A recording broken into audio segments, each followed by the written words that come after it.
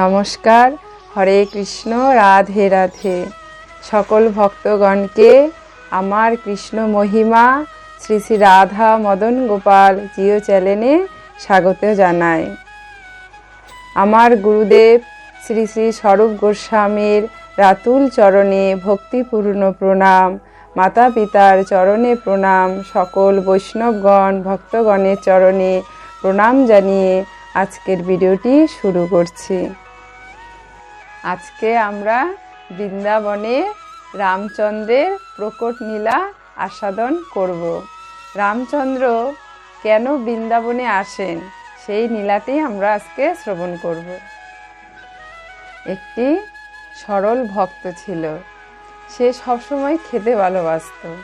বাড়িতে সে কোনো কাজই করতো না, সব সময় শুধু খাবো আর ভগবানের একটু নাম করব, এইভাবেই আমি থাকবো। সবসময় তার চিন্তাধারা এটাই ছিল। আর প্রচণ্ড পেটুক তো, মানে শুধু খাবো খাবো ভাব। দিয়ে বাড়ির লোক অধৈর্য হয়ে গেছে, দিয়ে বলছে, হ্যাঁ শুধু তুমি খাবে বাড়ি বসে বসে আর একটু হরিনাম করবে, এত খাওয়া কোথা থেকে আসবে? ওই রকম রোজ রোজ বলে, সরল তো কিছুই মনে করে না। সে একদিন ভাবছে, আমি কিছু কাজ করি না আর সবাই এরকম বিরক্ত হচ্ছে, আমি একটা মন্দিরেই চলে যাব। দিয়ে তখন সে বৃন্দাবনের দিকে রওনা হয়। দিয়ে বৃন্দাবনে পৌঁছে যায়, গিয়ে দেখে সব মন্দির, কত মন্দির আছে। বলছে, আমার এবার আর প্রসাদের অভাব হবে না, আমি সব মন্দিরে প্রসাদ পেতে পারবো। দিয়ে বলছে, এইভাবে তো থাকলে হবে না, একটা মন্দিরে আমাকে জয়েন্ট করতে হবে। তারপরে মন্দিরে যায়, গিয়ে জিজ্ঞেস করে যে, আচ্ছা আপনাদের মন্দিরে ক টাইম প্রসাদ দেওয়া হয়? দিয়ে বলছে, এখানে 2 বার প্রসাদ দেওয়া হয়। বলছে, না তাহলে হবে না, আমি তো খেতে ভালোবাসি, এই মন্দিরটা থাকতে পারবো না। তারপর এরকম করে কত মন্দির ঘুরে সব জায়গায় 2 বার প্রসাদ দেওয়া হয়। দিয়ে ঘুরতে ঘুরতে একটা মন্দিরে যায়, যাওয়ার পরে ওইখানে জিজ্ঞেস করে, আচ্ছা গুরুজি এই মন্দিরে কতবার প্রসাদ দেওয়া হয়? বলছে, এখানে 3 বার প্রসাদ দেওয়া হয়। বলে, যাচাই দেওয়া হয় তো? বলছে, হ্যাঁ হ্যাঁ, তুমি যত খেতে পারবে ততই প্রসাদ দেওয়া হবে। বলছে, এই মন্দিরটাই ঠিক আছে, আমি আমার ইচ্ছে মতন প্রসাদও খেতে পারবো, খুব ভালো, তাহলে আমি এই মন্দিরেই থাকবো। গুরু মহারাজজি, আমি আপনার মন্দিরেই থাকবো আর আপনার কথা মতো চলবো, আমি এই মন্দিরে থাকতে চাই। গুরু মহারাজজি বললো, আচ্ছা ঠিক আছে, তাহলে তুমি এই মন্দিরেই থাকো। দিয়ে এইভাবে মন্দিরে থাকছে। গুরু মহারাজজি যখন যেটা বলে শুনছে, মালা জপ করছে, করতে করতে বেশ 15 দিন কেটে গেছে। দিয়ে একদিন দেখে মন্দিরে কোনো রান্নার গন্ধ আসছে না, কিছুই হচ্ছে না, রান্না বান্না হচ্ছে না, রান্নাঘরে পুরো তালা দেওয়া রয়েছে। দিয়ে ভক্তদের জিজ্ঞেস করছে, আচ্ছা আজকে কি মন্দিরে কি হয়েছে? মন্দিরে রান্নাঘরে তালা দেওয়া রয়েছে, কোনো রান্না হচ্ছে না, রান্নার কোনো গন্ধও আসছে না। তখন মন্দিরে সব ভক্তরা বলছে, আরে তুমি জানো না আজকে তো একাদশী। বলছি, রে বাবা, একাদশী আমি বাড়িতে কোনো দিনও করতাম না, আমি তো না খেয়ে থাকতেই পারি না। বলছে, আমরা এসব যাই না, তুমি গুরু মহারাজজির কাছে যাও।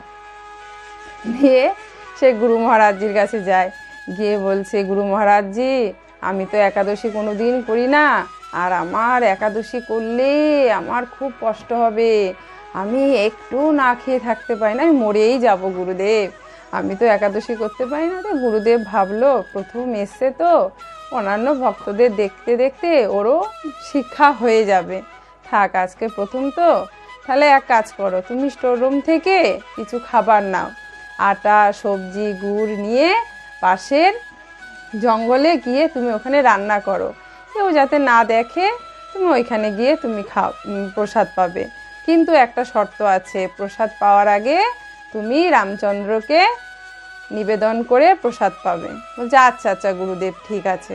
দিয়ে সে স্টোর রুম থেকে এক ভক্ত ওকে আটা সবজি গুড় দেয়, দিয়ে ও সব কিছু নিয়ে সেই পাহাড়ের পাশে জঙ্গলে যায়, গিয়ে সেখানে রান্না করে। অলস ব্যক্তি তো, কোনো রকম রান্না করেছে, কাঁচা কাঁচা রুটি করে নিয়েছে, কাঁচা কাঁচা কিছু কোনো রকম একটা সবজি বানালো গুড় দিয়ে, যেই মানে ওর খেতে যাবে তখনই মনে পড়ছে, এই যা গুরুদেব তো আমাকে বলেছে নিবেদন করতে হবে, রামচন্দ্রকে ডাকতে হবে, নিবেদন করতে হবে। দিয়ে বলছে তখন তো সেই ভোগ লাগিয়ে বসে আছে, বসে বলছে, আরে রামচন্দ্র তুমি তাড়াতাড়ি আসো, আজকে মন্দিরের রান্নাঘরে পুরো তালা, কিচ্ছু রান্না হয়নি। আমি যা রান্না করেছি আদা কাঁচা পাকা, তুমি এসে সেটাই সেবা করো। আজ মন্দিরে কিচ্ছু হয়নি রান্না বান্না, গেলেই তুমি দেখবে সব বন্ধ, তোমার বোকা থাকতে হবে, তুমি চলে আসো, চলে আসলে এখানে তুমি প্রসাদ পাবে, দিলে আমিও পাবো। দিয়ে তখন সীতামা হাসছে, হেসে বলছে, দেখেছো দেখেছো এক সরল ভক্ত কিভাবে তোমাকে ডাকছে প্রভু, দেখো বলছে মন্দিরে আজকে নাকি রান্নাঘরে তালা আছে, কিচ্ছু রান্না বান্না হয়নি, আপনাকে ভোকা থাকতে হবে। বলে চলো না স্বামী, আমরা যাই ওইখানে ওই সরল ভক্তকে দর্শনও করব, আরও এত ডাকছে, ও কি রন্ধন করেছে, আমরা গিয়ে ওইখানেই পাবো প্রসাদ। দিয়ে তখন বলছে রামচন্দ্র বলছে চলো তাহলে যাই। দিয়ে সীতামা আর রামচন্দ্র দুজনাই উপস্থিত হলো। যে ভক্তটি বলছে মনে মনে যে আমি তো শুধু রামচন্দ্রকে দেখেছি, সাথে আবার সীতামাও চলে এসছে, যা তাহলে কি করে হবে। ও একবার নিজের প্লেটের মানে খাবারের দিকে তাকাচ্ছে, আর একবার রামচন্দ্র সীতামাকে দেখছে, বলছে এই যা আছে এরা দুজনেই খেয়ে নেবে, আমার তো আর খাওয়া হবে না। যে তখন রামচন্দ্র বলছে কি ব্যাপার, তুমি কি ভাবছো, তুমি খুশি হওনি আমরা এসছি? হ্যাঁ হ্যাঁ খুশি হয়েছি, আপনারা প্রসাদ পান, আপনারা খান খান খান। দিয়ে এবার রামচন্দ্র সীতামা দুজনাই খেয়েছে, খাওয়া প্রসাদ পেয়েছে, পাওয়ার পরে ওরা চলে গেছে। সেদিন সরল ভক্তটি আর তো কিছু খেতে পারলো না, তারপর তার একাদশী ব্রত হয়ে গেল।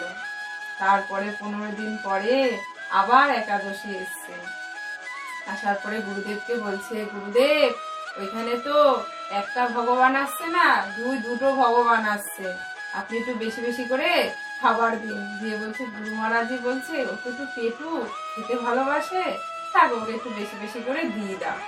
দিয়ে তারপরে একটু বেশি বেশি করে আটা, বেশি সবজি, বেশি গুড় সব দিয়েছে। দেওয়ার পরে সেই দিয়ে রান্না করেছে, করে এরকম সাজিয়েছে, সাজিয়ে ডাকছে, রামচন্দ্র আসো, সীতামা আসো, রামরন্ধন হয়ে গেছে, তোমরা এসে সেবা করো, তাহলে তো আমি প্রসাদ পাবো। এভাবে সে ডাকছে, ডাকতে ডাকতে আবার রামচন্দ্র সীতামা বলছে, দেখো আজকেও সে ডাকছে। সীতামা বলছে চলো চলো আমরা যাই ওইখানে। দিয়ে তারপরে 3 জন মিলে উপস্থিত হয়েছে, রাম, লক্ষ্মণ, সীতামা। দিয়ে সেদিন বলছে এ বাবা, আজকে তো 3 জনের জন্য রান্না করেছি, 3 জন উপস্থিত হয়ে গেছে, তাহলে আমার কি হবে। একবার ওদেরকে দেখছে, একবার প্রসাদের দিকে তাকাচ্ছে। দিয়ে বলছে যা কি হবে, মনে মনে ওইসব বলছে। দিয়ে তখন বলছে রামচন্দ্র যে আমরা এসছি, তুমি খুশি হওনি? হ্যাঁ হ্যাঁ খুশি, আপনারা সবাই প্রসাদ পান, খেয়ে নিন খেয়ে নিন। দিয়ে তখন রাম, লক্ষ্মণ, সীতা সবাই মিলে ওর এই আদা কাঁচা পাকা রুটি সবজি সব খেয়ে নিল। দিয়ে খেয়ে নিল, ওরা চলে গেল। আর ওর কি হয়ে গেল, একাদশী ব্রত। বলছে যা আজকেও আমার একাদশী হয়ে গেল, যাক একাদশী হয়ে গেছে, আর কি করা যাবে। তারপরে এরকম করতে করতে আবার 15 দিন হয়ে গেল। দিয়ে গুরুদেবকে বলছে, গুরুদেব 2 জন আসছে না, ওইখানে 3 জন ভগবান আসছে। গুরুদেব বলছে এই কি বলছে ভক্ত, এ কি পাগল নাকি, ওখানে কি ভগবান আসছে কি বলছে, আচ্ছা আচ্ছা যাই হোক দিয়ে দাও, ওকে সব দিয়ে দাও, যা যা চাইছে সব দাও। দিয়ে বলছে বেশি বেশি করে আটা দাও, বেশি করে সবজি দাও, বেশি করে গুড় দাও। দিয়ে বলছে দিয়ে দাও যা যা চাইছে সব দাও। দিয়ে তখন নিয়ে গিয়ে রান্না করছে সব, দিয়ে রান্না করে এবার ডাকছে, রান্না করে রামজি আসো, সীতামা আসো, লক্ষ্মণজি আসো, সবাই এরকম করে 3 জনকেই ডাকছে। ডেকে বলছে আজকে মন্দিরে রান্না হয়নি, এখানে আসো, 3 জন মিলেই প্রসাদ পাও, দিয়ে ভোগ তোমরা খাও, এরকম বলছে। বলার পরে আসলো রাম, সীতা, লক্ষ্মণ, হনুমান, 4 জনকে দেখে ও বলছে যা আজকেও তাহলে আমি খেতে পারবো না, দিয়ে তখন বলছে কি হলো, চারজনকে নিয়ে মনে মনে বলছে চারজন চলে আসলো, রামচন্দ্র এগুলো কী করছে, এক একজনকে নিয়ে আসছে, আমি তো আজকেও খেতে পারবো না। দিয়ে তখন বলছে ঠিক আছে ঠিক আছে, আপনারা এসছেন সবাই মিলে খেয়ে নিন। দিয়ে সবাই মিলে খেয়েছে। খাওয়ার পরে রামচন্দ্রকে জিজ্ঞেস করছে আচ্ছা পরের দিন আপনারা কজন আসবেন, আমি তাহলে সেইভাবে আয়োজন করব। রামচন্দ্র কিছুই বলছে না, হাসছে শুধু, দিয়ে হেসে চলে গেল সবাই মিলে। দিয়ে তখন পরের দিন আবার একাদশী, গুরু মহারাজজিকে বলছে ওখানে 3 জন আসছে না, গুরু মহারাজজি 4 জন আসছে, আপনি আমাকে 5 কেজি আটা দিন, অনেক সবজি দিন, 2 কেজি গুড় দিন, এরকম অনেক আইটেম বলছে। বলছে গুরুদেব বলছে আচ্ছা তোমরা ওকে দাও, ঠিক আছে আমি পরে দেখছি। দিয়ে এবার ও তো নিয়ে চলে গেল। গুরুদেব বলছে এর মধ্যে মনে কিছু একটা গড়বড় আছে, আজকে ওকে একটু পাহারা দিতে হবে, আমার মন বলছে ওইগুলো নিয়ে বিক্রি করবে। দিয়ে বলছে আচ্ছা। গুরুদেব গাছতলার পিছনে গিয়ে দাঁড়িয়ে আছে, আর ও একটা কাগজ পেতে সব কিছুকে ছড়িয়ে নিয়ে বসে আছে। দিয়ে আর ডাকছে রামজি আসো, সীতামা আসো, লক্ষ্মণজি আসো, হনুমানজি আসো, এরকম করে ডেকেই যাচ্ছে। ডাকার পরে ওরা 4 জনাই আসলো। আসার পরে দেখছে আছে কিছুই রন্ধন হয়নি। দিয়ে তখন বলছে ভক্তকে বলছে তুমি আজকে রান্না করোনি?